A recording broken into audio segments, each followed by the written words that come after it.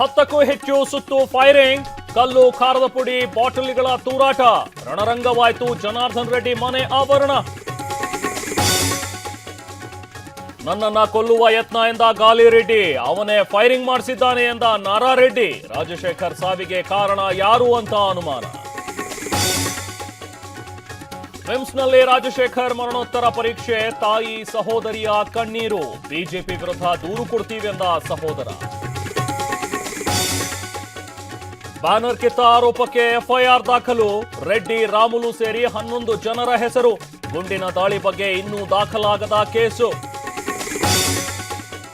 ಬಳ್ಳಾರಿಯಲ್ಲಿ ಉದ್ವಿಗ್ನ ಪರಿಸ್ಥಿತಿ, ಜನಾರ್ದನ್ ರೆಡ್ಡಿ ಮನೆ ಸುತ್ತಮುತ್ತ ನಿಷೇಧಾಜ್ಞೆ, ಸ್ಥಳಕ್ಕೆ ದೌಡಾಯಿಸಿದ ಐಜಿಪಿ ವರ್ತಿಕಾ ಕಟಿಯಾರ್. ಕೋಗಿಲು ಲೇಔಟ್ನಲ್ಲಿ ಅಕ್ರಮ ಮನೆ ತರುವ ಪ್ರಕರಣ, ಸ್ಥಳದಲ್ಲೇ ಮತ್ತೆ ಟೆಂಟ್ ನಿರ್ಮಾಣ, ಸಾಮೂಹಿಕವಾಗಿ ಊಟ ತಯಾರಿಸಿದ ನಿರಾಶ್ರಿತರು.